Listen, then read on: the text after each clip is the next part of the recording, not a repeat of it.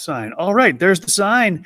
The sign says we're live, and here it is on Friday, February 9th. Joseph MoJOE McCarthy here with my dear friends and co-host Kristen Brown and Stevo Hays, the Modern Day Alchemists, episode 34. Hello, friends. Hello. Hello, it is Feel Good Friday. Ooh. Feel Good Friday. All right. Any day with NDA is a Feel Good Friday to me. That's right. I agree, 100%. Totally. Yep. So the team, the three of us have teamed up now for several episodes. And we've this is episode number 34, and we are so excited to be together. Regardless of who tunes in or doesn't tune in, we just have a great time sharing life. Do not care. That's right.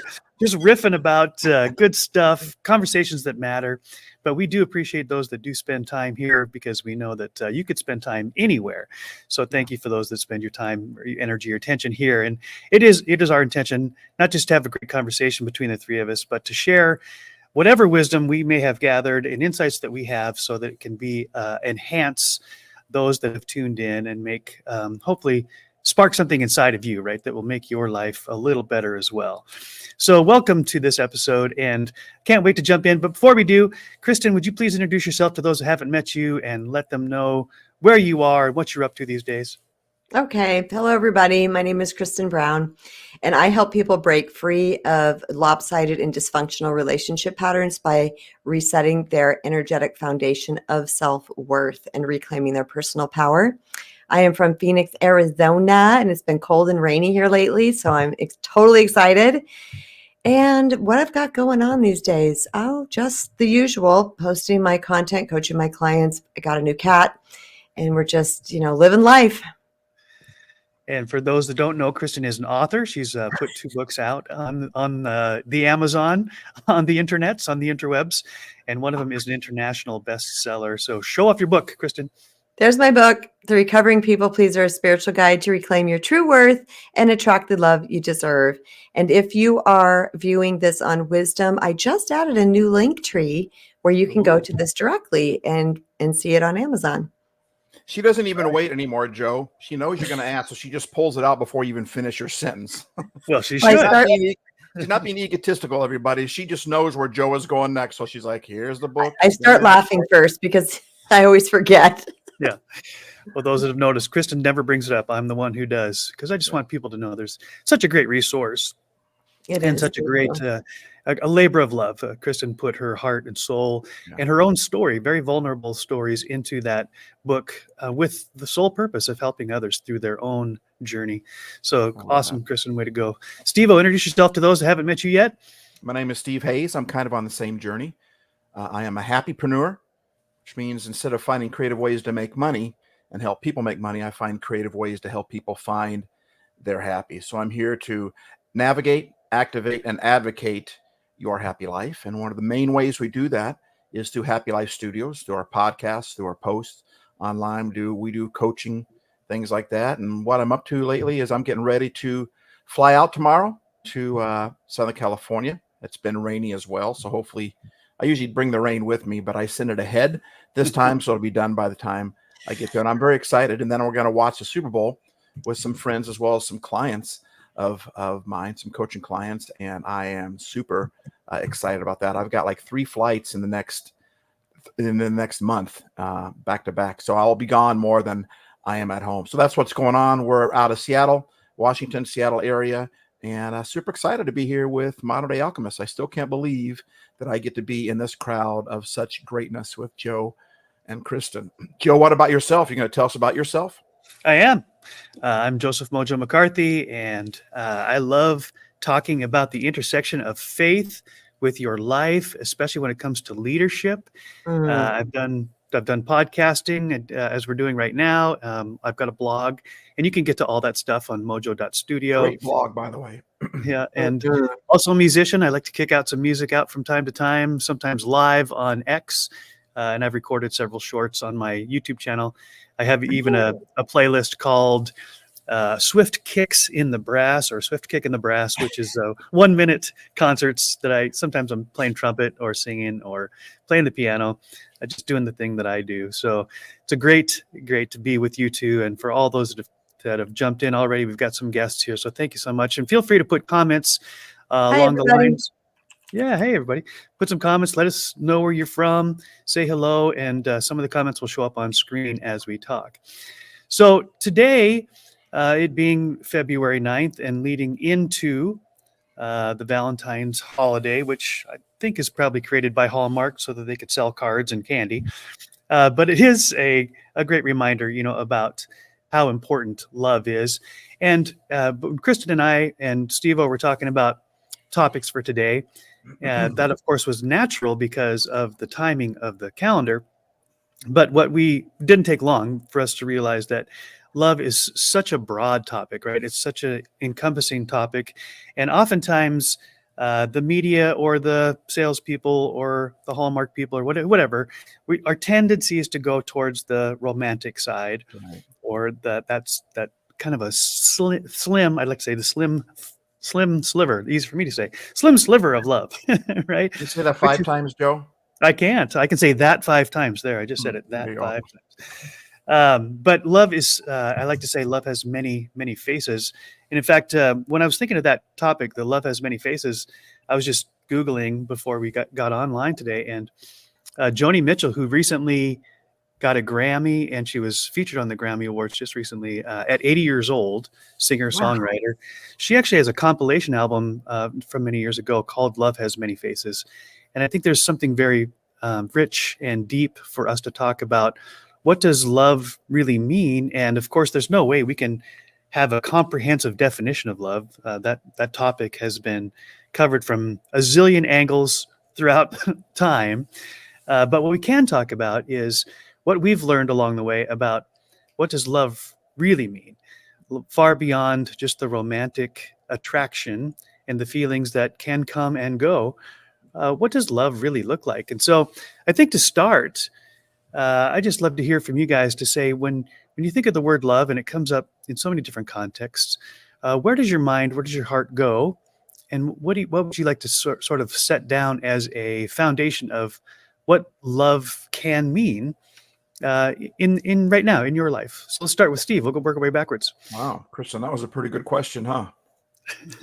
I was like, don't pick me. That was a great question. It's on your mind, Steve. One thing I think is kind of funny is, the word love. Like a lot of the other cultures have many words for the word love. We have one word for the word love, right?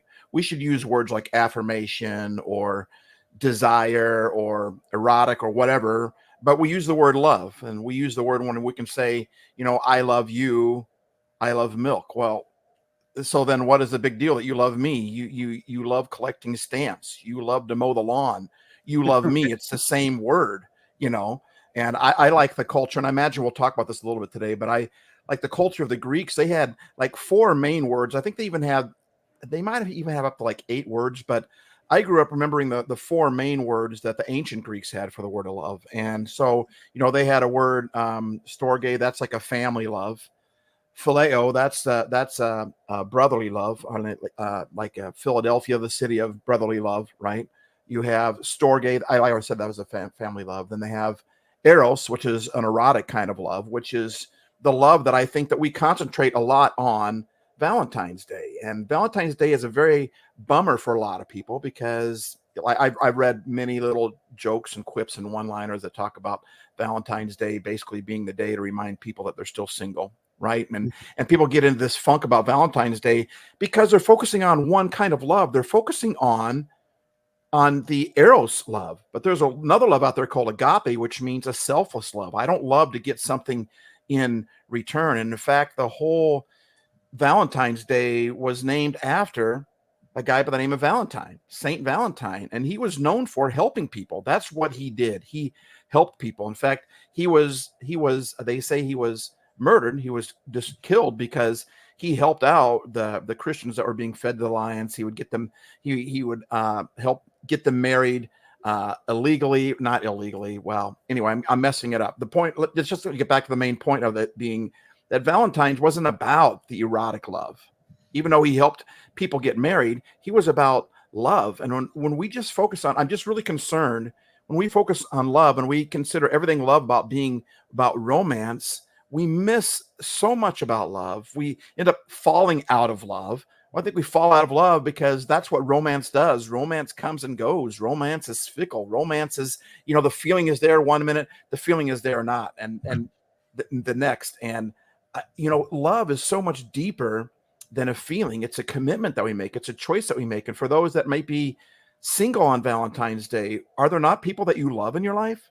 Do you have to have a erotic, a sensual love? Do you have to have a romance love to give flowers to somebody, or can you buy flowers for anybody? Can you go out there and help somebody? I mean, in grade school, we had people making the little Valentine's cards and giving them away. We weren't boyfriend and girlfriend then. We were just people that they gave the little heart things to. So that's kind of my concern with love, is that I feel like we've got it skewed. There's nothing wrong with romantic love. Romantic love is a very powerful thing, but it's not nearly as powerful as agape love, and I think that we could just start focusing on, I'm glad we're having this conversation today, because we need to focus on more than just the romantic side of things. And I think Valentine wasn't just about romance. He was about so much more than that.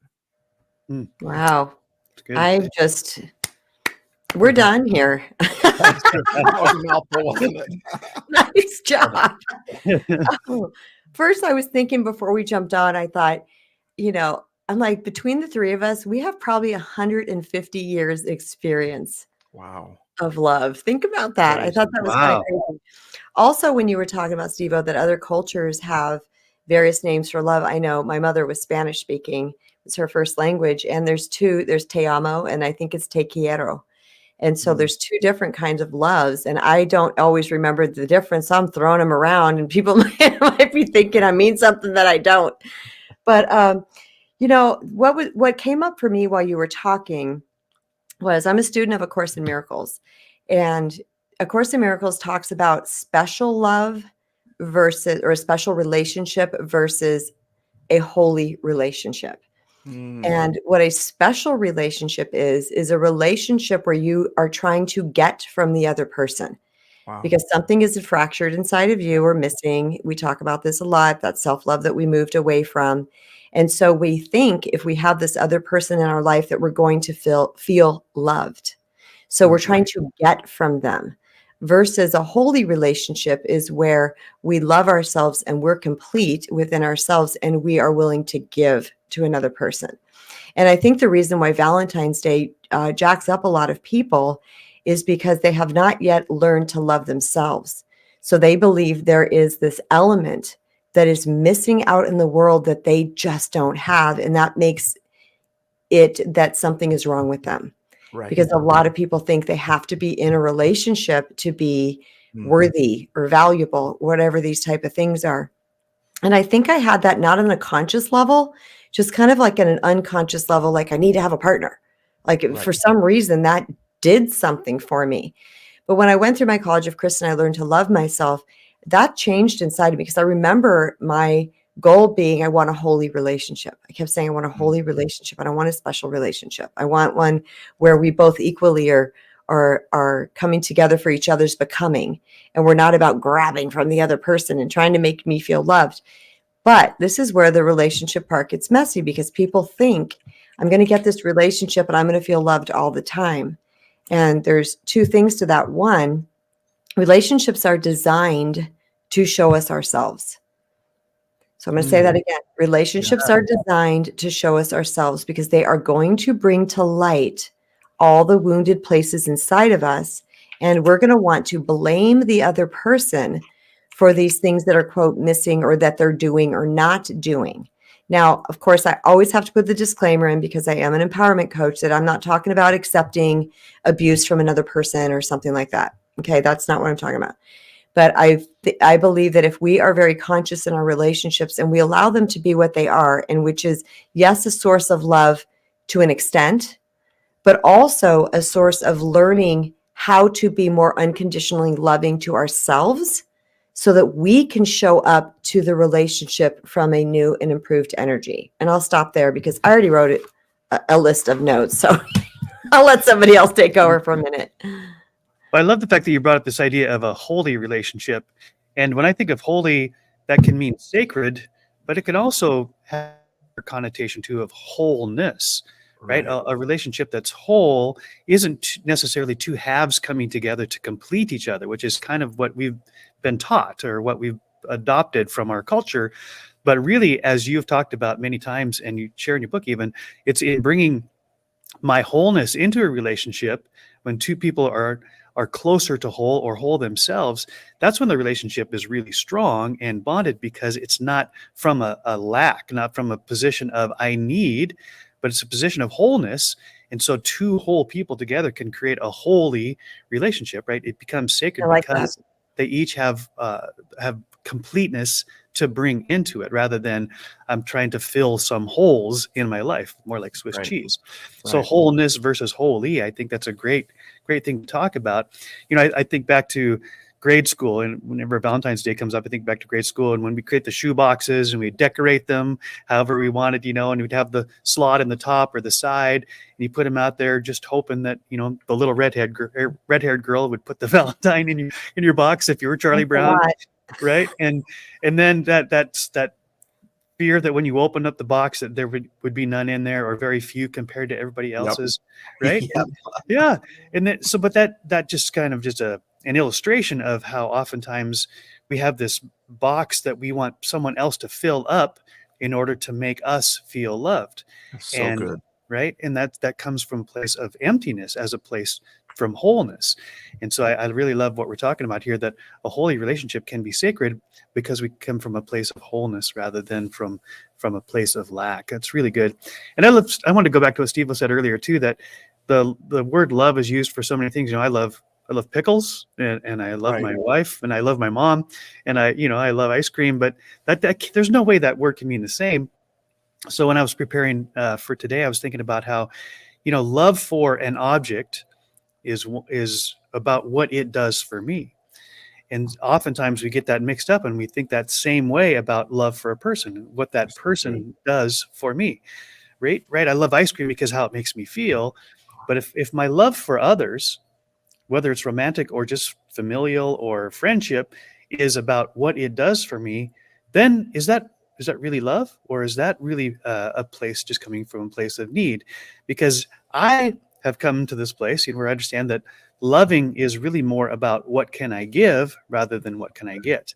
I don't get that right all the time, but I understand when I'm coming from a place of what can I give, right, rather than what's in it for me to give, then it really comes from a much healthier place where I'm not in this deficit all the time, looking for someone to fill my shoebox, metaphorically.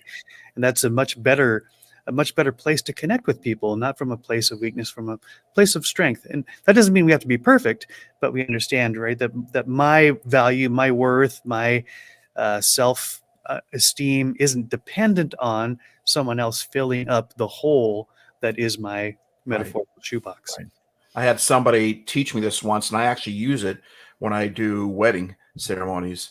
But he had 2 glasses of water, and he was teaching me because I had to learn this, right? And this is how I learned it, by doing it wrong.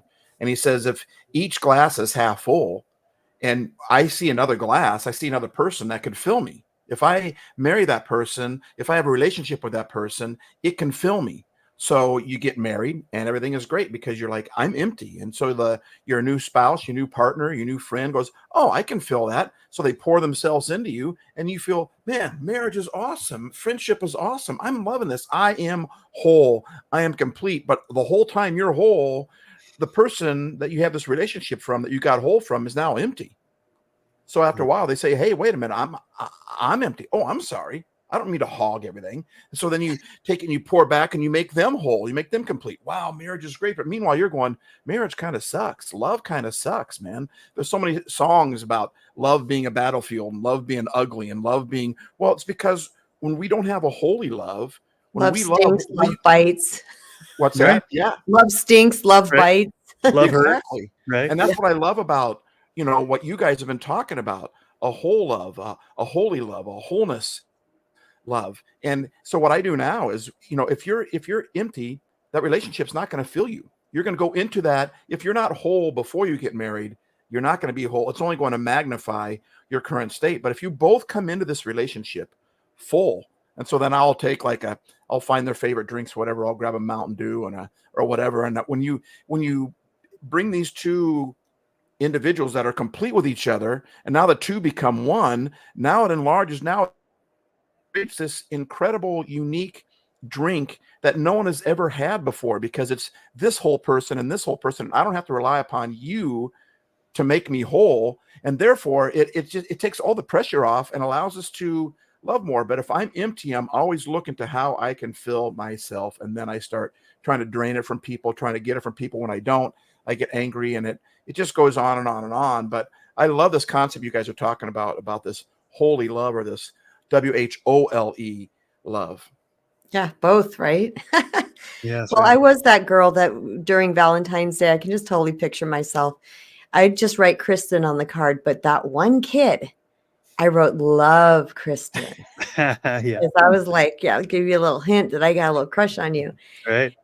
As a content creator, someone who makes videos, and we are taught to search terms that people use. So in order to draw them to what we're producing, because they are going to be searching it in certain words. And so I was always like, attract a lifer, attract a soulmate, attract, these type of things. But the term that is searched for the most is attract love, which is not something that I would have used. And I was like, wow, that's it. Mine was like, attract a great guy, attract a good partner, attract a healthy person. Like that would have been me. But people search how to attract love. And I'm here to tell you that what you are is what you will attract. So if you're not loving yourself, then you're going to attract somebody that's only going to mirror that back to you from the level that you are attracting yourself, that you are loving yourself, which was my whole story, as you guys know, but there's new people on here. And that was that I was attracting people that were mirroring exactly back to me, my level of self-worth and self-love. And so once I realized that, I was like, oh my gosh, this is like directly proportional. And so I started to do the work to work on myself, to love myself unconditionally, to accept myself, to raise my self-worth, and then I magically started to attracting people to me that reflected that back to me. So this whole "you complete me" culture. And it was a really cute line in the Jerry Maguire movie, and we all know that. And it was a really great scene. It really was. It was a great scene.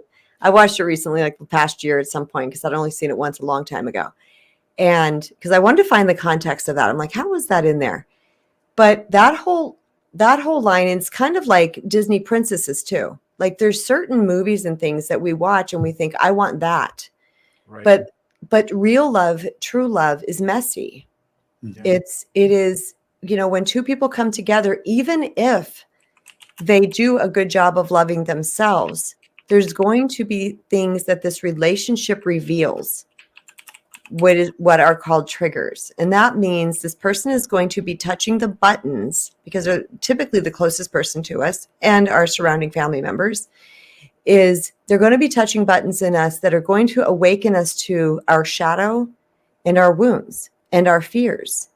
And then likely in a typical relationship, because most relationships are like this. Okay. They're still kind of special. They're not quite holy yet. But most likely what will happen is that person will get touched, and then they're going to want to immediately blame you and control you. And then this person is going to get defensive back. And then this is where we have the problem. And this is where over time, if one or other party is not doing the necessary work to heal, they're not taking responsibility for their behavior, and they're not doing the necessary work to heal, this is when the falling out of love happens. Wow. Okay. Can you say that again, Kristen? Yeah. Yes. When one or both sides is not doing the necessary work to heal, this is when the falling out of love happens. Wow. Okay. Because eventually over time, resentment is going to build up and take the place of that romantic, giddy, lovey feeling. So it's important to understand that when you find a person that's committed to you, it doesn't stop there. No relationship, no older people, because I interview people, I talk to people, I question people like, how'd you make this work? What did you guys do? If it's a happy relationship, because people can stay married for 50 years and not ever see each other, not love each other, just doing it for the fact to do it. But the people that do, they've really learned to accept the other person. They've worked on themselves. They put time together into the relationship. Awesome relationships aren't a fluke. They don't just happen. We don't just become lucky. They take time and effort, as with any relationship. My relationship with my kids, my relationship with my friends, whatever, my pets. Any relationship that I have requires nurturing. It also requires me course correcting if I'm doing something that somebody doesn't like. Now, I'm going to bring a little extra bit to this. Sometimes people are projecting their wounds onto us, and they're telling us we're selfish or this and that just because we're just setting boundaries. Okay, well, this is why it takes a lot of conversation. And I feel like the conversation, like one time I said to somebody, I think it was my husband, I said, if we have an argument, we need to hold hands. Because when we're holding hands during an argument, it's really hard to walk away or to say something nasty or to, it's like this bonding thing to just hold your partner's hands, even if you're like linked by pinkies, because you're saying, I'm still with you. We're just having a little hill. We're having a little difficulty right now, but I'm still with you. So I'm just here to squash everybody's dreams. No, I'm totally kidding. I always say this. This is a spiritual journey. This is about learning and growing, and it is all about love. But it's all about returning to the love of self. It's not about what we can get from other people, because that is not the fix. That is not the cure for all that ails us, that all that pains us, that all the unworthiness. Yes, it can help. Yes, it's nice. I love your guys' love, right? But you guys can't fix me. Right. I have to fix me. But your love can be a cherry on top of my already fixedness. So when I stopped looking into the outside world to give me something that I wasn't giving myself, that's when everything changed for me. Last night, until it was fairly late last night, but I was putting together my product for the trip. I sell some product, and one of the things I sell on my table is I just got a bunch of random stickers. And as I was packing them all up, got everything packed up, wouldn't you know, there was one sticker left. And so I was grabbing it. I was going to go open it up and go put it back in. And all of a sudden I read the sticker and I'm like, no, I'm keeping this. I'm putting this on my laptop. And it's just a simple little cheesy little 2 words. And it said, love yourself. But Kristen, and correct me if I'm wrong here on this, but what I hear you saying is we can't really love others until we love ourselves first. If I'm expecting somebody else to fix me, or if I'm expecting to get something in return for them, it doesn't work like it works when I decide, wait a minute, I'm going to love myself. I'm going to work on myself. Does that line up with what you were saying? I feel like there's a weird little line there, because I feel like we just show up a better, pure version of ourselves when we love ourselves. Because I mean, I love my kids. I love my cats. Like, I feel that love. So there's a weird line that I would say the quality of loving a romantic partner is based on how well we love ourselves. So because, good. Right? Do you agree with that? Yeah. 100%. That's so good. And that's what we don't talk about. Sorry, Joe. That's what we don't talk about on Valentine's Day. We don't talk about that. We talk about romantic love. We talk about getting that eros love, getting that kind of love, which is okay. I mean, that love is essential to life. We enjoy that, but we don't talk about the other side. To be a better romancer, we need to love ourselves. I just have to say one more thing, and then I want to hear what Mojo has to say. On Instagram, Ozzy Osbourne and his wife, I forgot her name. Sharon. They were sitting next to each other on a podcast, and Ozzy was saying, I love her. I hate her. She's my best friend. And he was listing and I'm just like, there it is. Like, we need to have a billboard, because relationships aren't meant to be this perfect little, I get flowers every day and he always makes me feel like I'm beautiful and he never calls me out on my shit. He never makes me feel, they're just not meant for that. So if we can look at it going in that this might be a little rocky at times. Sometimes I'm not going to feel that in love romantic feeling. Sometimes it's not going to feel like, I remember someone saying that to me, a relationship partner saying that to me at one point. They're like, I feel like I can't marry somebody because I don't feel like I stay in love. Like, I dip in and out of it. I go, totally normal. Right. Because it's like, it's unsustainable. There's too much involved. Thank Yep. you.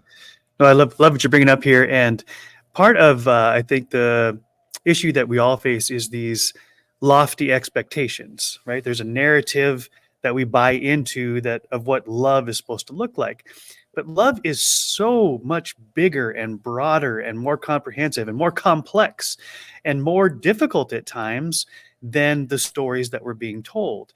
And so I think these conversations that we're having right now are really important to remind us that love has highs and lows, and that doesn't make it more love or less love, right? In fact, when I was in counseling and therapy, my therapist often brought up this Bible verse that I had never applied towards my marriage.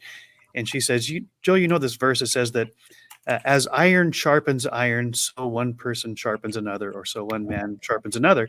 And I always applied that to friendships and mentoring and coaching and all that kind of stuff, because, you kind of knock the edges off each other and sparks fly, and sometimes there's heat. And my therapist said, you realize that marriage is the most likely place where that's going to happen, because you're together all the time and their sparks are going to fly. Yeah.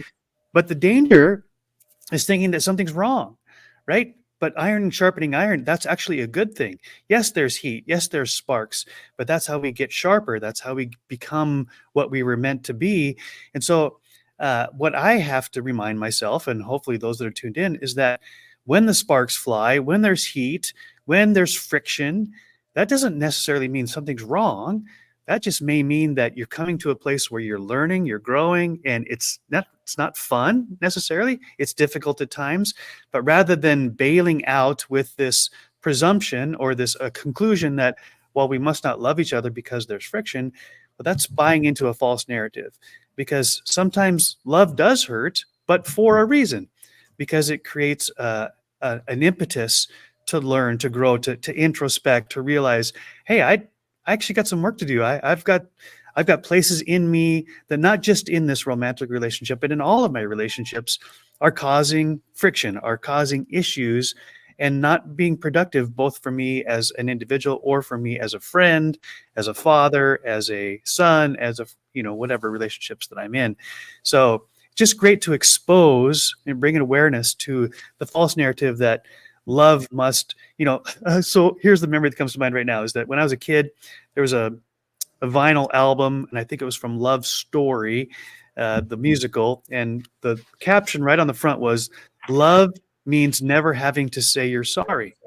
Yeah. Right? It was, love means never having to say you're sorry, and that was like the theme of the Love Story album.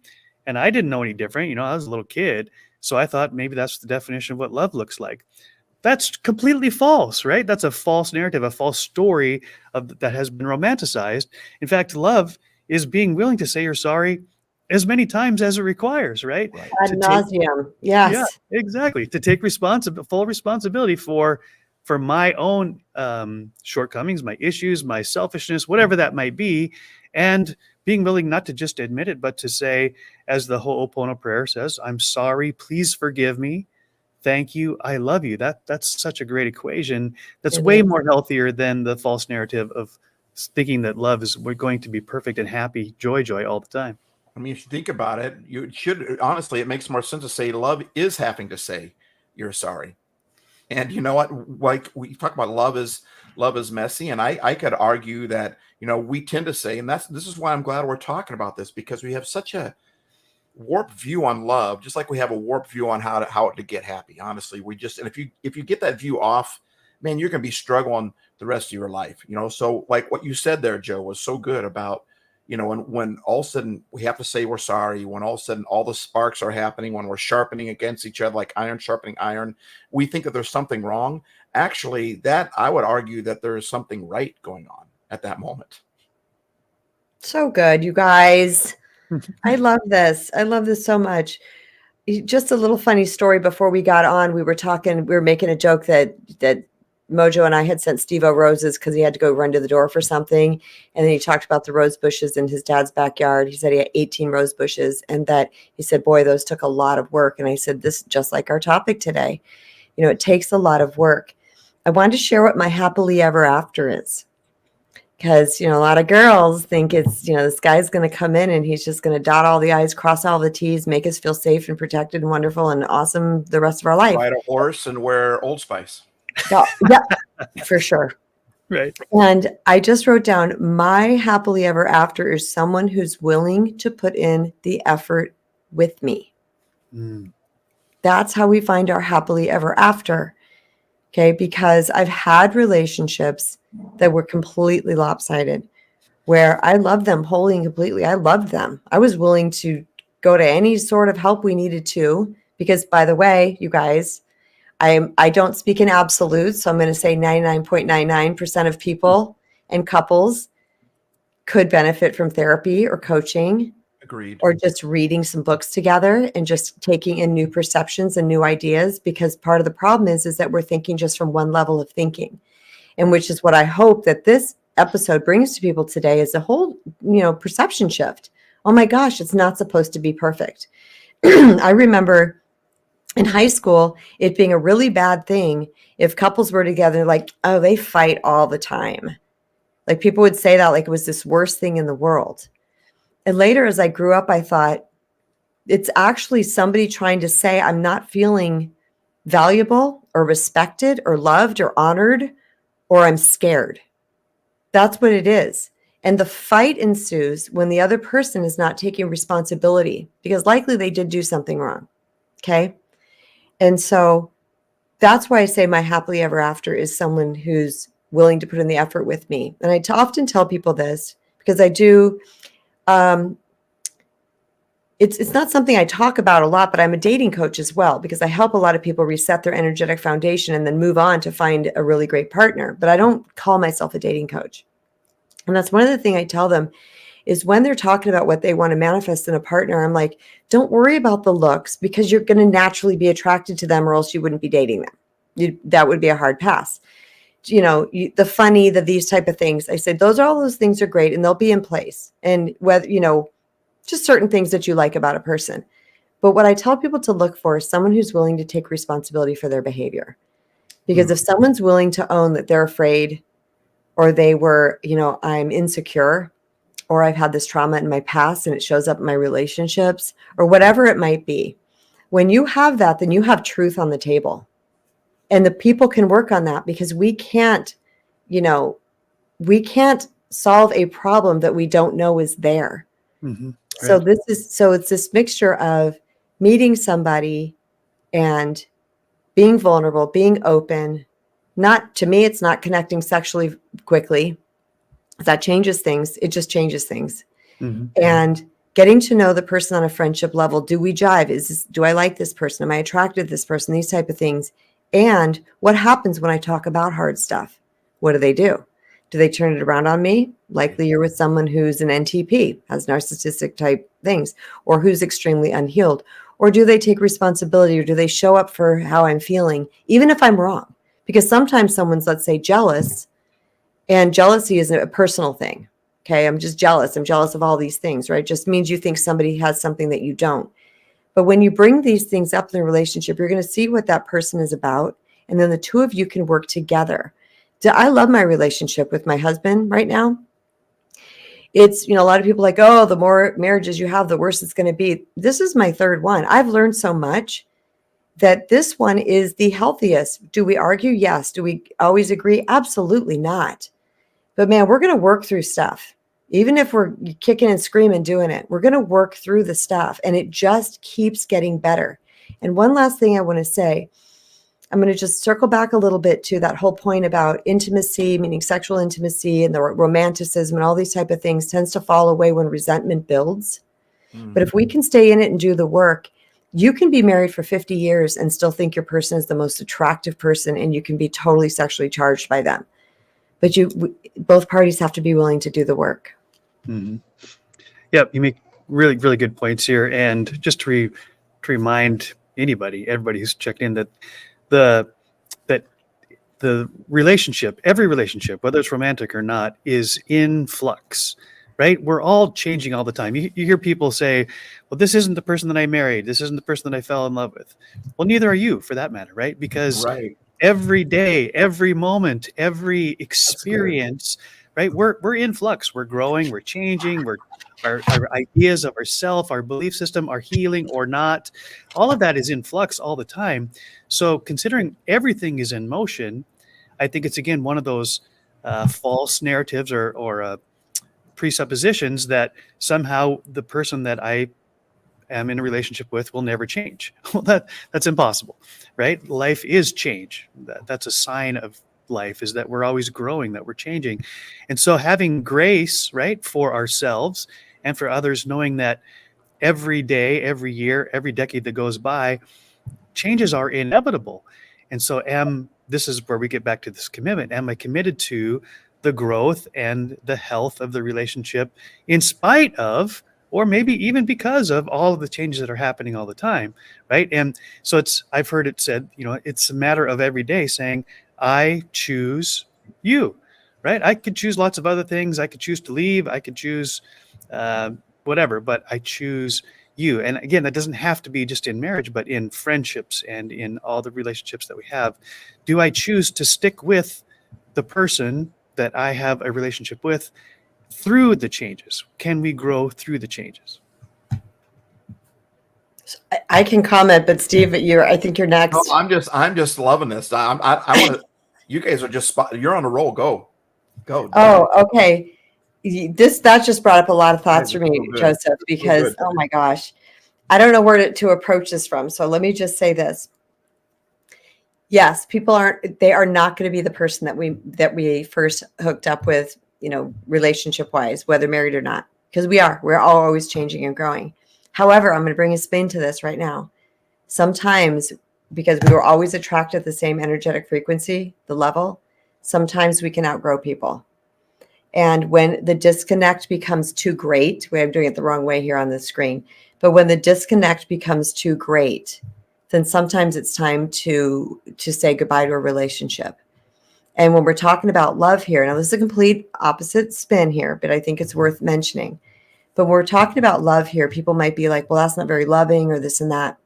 Sometimes it's better to release somebody that we are not compatible with so that they can go on and find somebody that they are.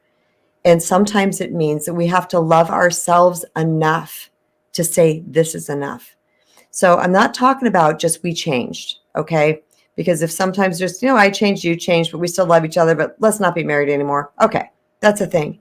But what I'm talking about, if there's repeated disrespect, there's repeated abuse, or if somebody all of a sudden turned into, some type of addict, or they've started cheating on you or doing stuff that you don't want in your life, it's important that we love ourselves enough to be able to make that break.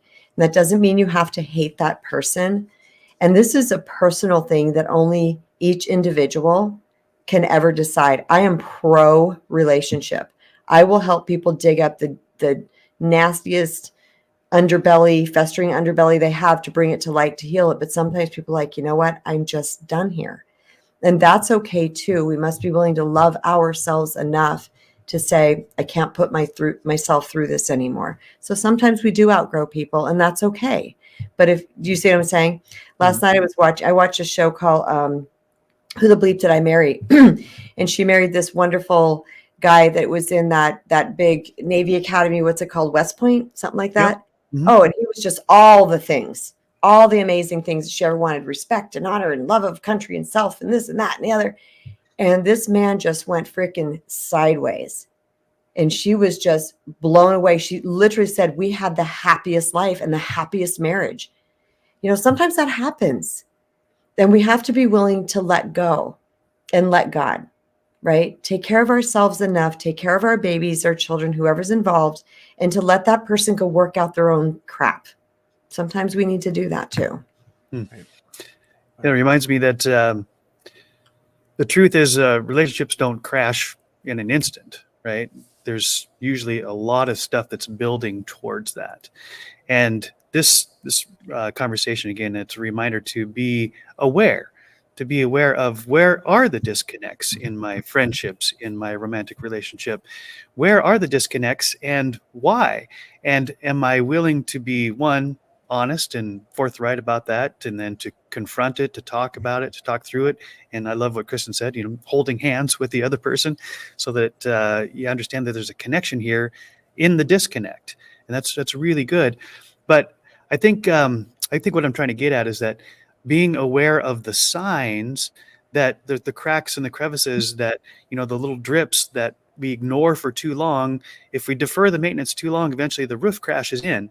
But it didn't happen because of one raindrop, because of ignoring, right, the cracks and the crevices over time, and just allowing something to build up so much that no longer could it be repaired. And so the idea of maintaining, right, and addressing and connecting on a regular basis to prevent the giant buildup and the dam crashing through.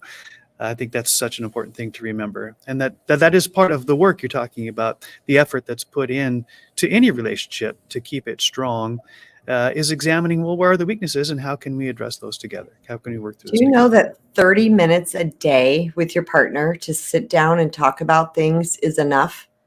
30 minutes a day, just to say every night after dinner, we're sitting down for 30 minutes and we're going to talk about what's working, what's not working, how I'm feeling, how you're feeling.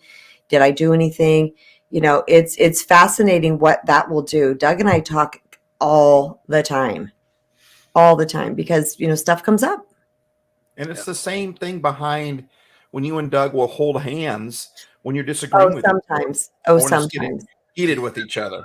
Okay. Well, more than most of us do anyway. But when you're holding hands, you're reminded that that's a person. That's a human being. No, that's so good. That's a fellow human, right? It's the same thing when it comes to us watching things on TV, us watching politicians, us watching, we can have all these opinions on the athlete, the quarterback, the politician, the whatever, and we can just trash him verbally. We can trash him mentally. But if they're in the room, guess what? We've got a different, if they're our friend, guess what? We don't let other people talk that way about them because we're reminded that they're a friend. And so when you sit down and talk with someone for 30 minutes, for 5 minutes a day, I'm telling you, you're reminded that that's a human being. And that one of the ways this can go sideways, what we've been talking about a little bit here, is that it's easy to say, right, well, you just don't give anymore. My partner doesn't give anymore. So it's done here. And I know that's not what you're saying at all, Kristen, but it's easy to just blame the other person. What you're really saying, Kristen, is there comes a time sometimes when that has to happen, right? But the main point that you're really trying to say is we got to look at our own life. I can't change them. I can only change me. And something that has me as controversial as this may come across and sound, but I think triggers are healthy. With all that mental health talk we have today, we talk a lot about triggers, but back in the day, before we used the word trigger, whatever word we used, what that was for was me telling you, hey guys, when this happens, I just get this way. So if I get this way, please understand and have mercy with me. Now, if we're not careful, it feels like it's turned to, here's where I'm broken and you better change how you live because I'm broken here. And if you don't, then you don't honor me, then you don't. Hold on a second. I love this whole concept of, here's my trigger. Here's what I'm working on to make myself a better person. And in the same way, to the next level, take that even further. You're holding Doug's hand because you're remembering he's a human being. You're talking with that person for a half hour a day because you're remembering that they're a human being, that they have brokenness too. And whenever we have, like when someone breaks up with somebody and they say, or even with a job, this job is so much better than the last job. They treat me so much better. Well, you're comparing apples to oranges there, right? 100%. This person might be treating you better now, but I treated you better in the very beginning too, right? Let them hang out with you for 8 years. Like, compare it at that point. Like, for people to say that Patrick Mahomes is the greatest of all times, the quarterback for the Kansas City Chiefs. Hold on a second. Right now, he's pretty stinking good, and he could become the greatest of all times. But Tom Brady has been doing this thing for how many years? And Patrick Mahomes has been doing it for how many years? What I'm saying is, compare apples to apples. After Patrick Mahomes has been a quarterback for as long as Tom Brady, then we can look at them. And I'm saying all that to say that, and you guys might need to explain or interpret for what I'm really trying to say. Hopefully you're catching what I'm trying to say here. But that is that the grass is greener on the other side because you haven't been on that other side for 8 years, like you were on this other one for 8 years. And the whole concept of we got to look at our life and figure out how can I help fix myself. And Kristen, the way you said it was just so good. When I fix myself, I can become a better lover to other people. You guys, I'm loving where this conversation is going. I just feel like so many people need to hear this. So if you're watching or you're listening, man, please share this. Share this to just everybody. That way people don't think you're sharing it just to them. But I think it's so important for us to hear this if we're going to live happy life, live loving lives. I just gonna jump in real quick, Mojo. Yes, it only in the case where you've been with maybe an abuser or narcissist or someone that's just gnarly and you're like, what the heck? And you move away from that. Yes, you could probably upgrade in a lot of levels, but not until you do that inner work, because there's an energy that you attracted that person on. So you're gonna have to you'll attract that thing. I'm raising my hand. This was me. This is my story. It's all right. of us. And one last thing I just wanted to add to that is that we can consciously uncouple and let go with love. Even with my narcissistic, abusive former second husband, I just let go with him with love. I'm like, this is someone who is wounded, right? I'm not going to sit here and pound my fists and do all these things. He's wounded. He's a child of God. I can let go with love, and you go do you in whatever form that's going to look like, because I just can't be in this anymore type situation. Good. In the last few minutes that we have, I just want to talk a little bit about this idea of transactional relationships versus transformational relationships. And I think this is where love is so powerful, right? This is where love transcends romance, transcends our very small definitions of love. Love is really the power of transformation, being loved, right, unconditionally by God, by others, as such a powerful, like Kristen talked about earlier, that someone by loving me doesn't necessarily fix me, but it does create a setting where I am willing to address my issues, right? Where I feel safe, where I feel understood, accepted for who I am, not to stay that way, right? But to make whatever changes I can or need to make in order to become more whole. So love becomes this a salve, but it becomes a transformational place, a safe place to understand my brokenness, to understand my wounds, to understand the healing that needs to be made, and being willing to step into those places that I've ignored or I've denied or I've put on the shelf somewhere, right? And this one picture comes to mind. I think it was Henry Nouwen, who's a beautiful writer, and was in the later years of his life, his wife became incapacitated. She became very ill. They'd been married for decades. And towards the very end, he would go to her every day in her caregiving, and he would take care of her. And towards the end, she started to get dementia, and she didn't know who he was.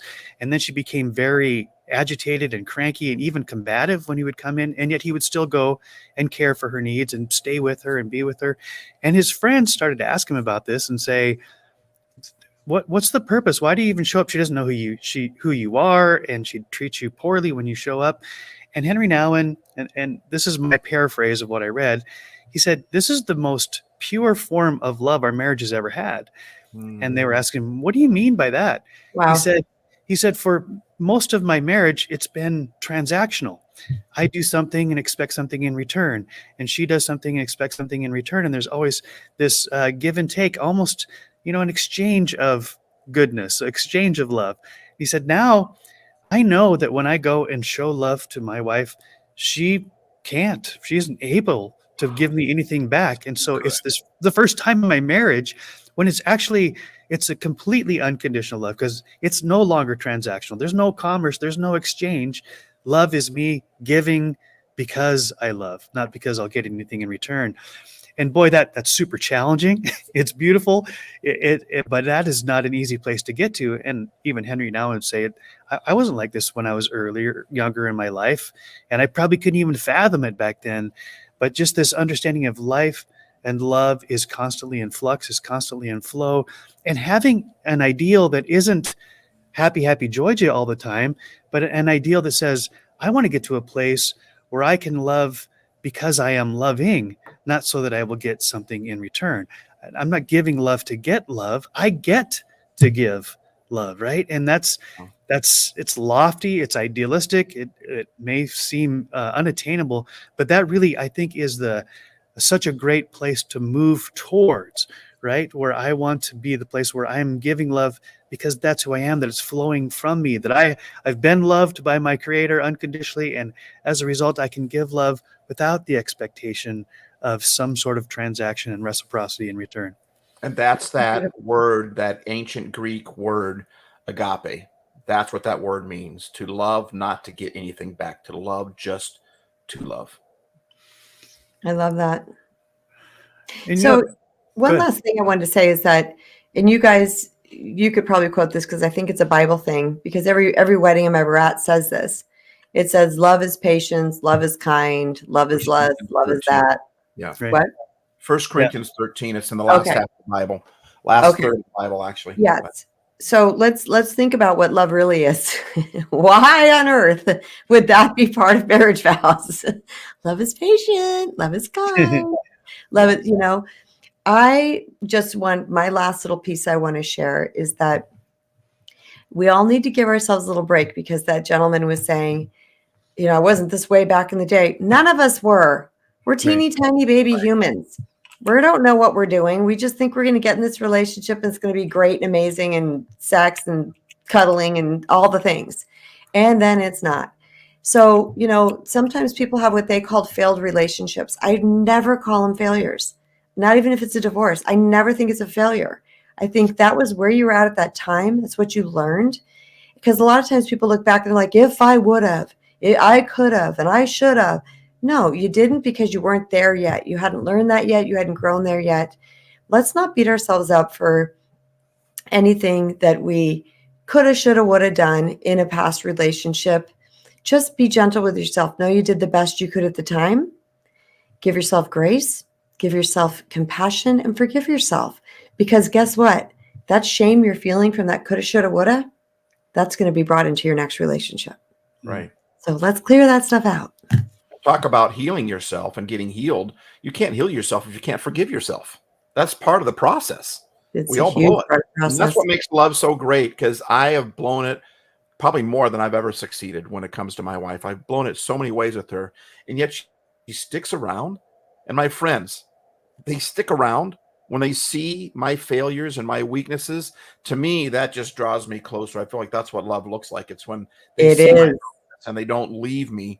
They don't blame me. They don't. And when somebody does, it just kind of lets you know where they're at. And so you don't give as much of your openness, your vulnerability to them because of that. But to me, that our brokenness, and we can face it and look at it and say, here it is. Like Joe, you said earlier that it was so good what you said. You said, love is a safe place for us to be able to show our weaknesses, for us to be able to show our brokenness. And every one of us needs to have a place that can be safe, that we can go to and know, if I'm going to open up my heart here, I'm not going to be destroyed. And so that's the real definition of love.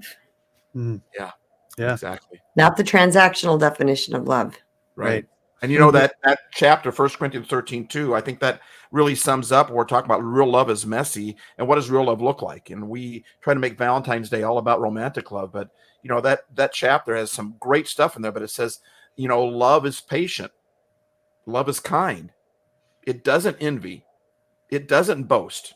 It doesn't get jealous of things. It doesn't want what other people have. It's content with what it has. And that's really, you're going to talk about Valentine's Day. That's love right there, man. Patience, kindness. Woo! 100%. Yeah, and I've even heard people say, if you want to know how God loves you, take that 1 Corinthians 13 passage and replace the word love with God, right? Because God is love. So this isn't a stretch.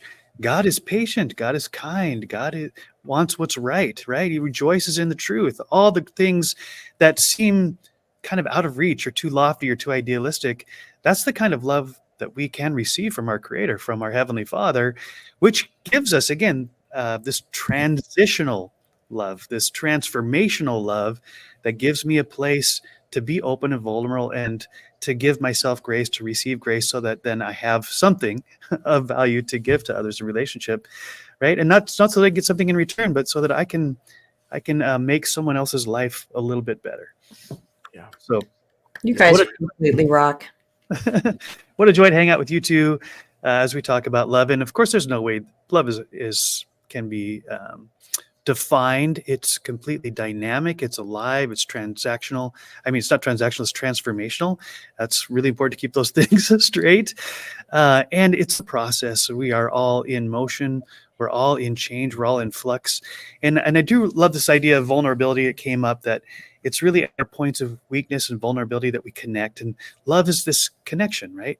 Connection with someone and something that means something of value that I'm willing to sacrifice for, so that they are better. And when I make someone else's life better, it makes mine better as well. Amen. All right. Amen. Thank you so much. Hallelujah. Hallelujah. Thank you so much, both. Kristen Brown, Happy Life Studios, Stevo, and on my behalf, MoJOE as well. May true love grow in your heart and in your relationships. And as you are receiving and giving love, that the connections grow stronger through gratitude, through grace, through generosity. Until next time, this is the Modern Day Alchemists. You are loved. Bye, everybody.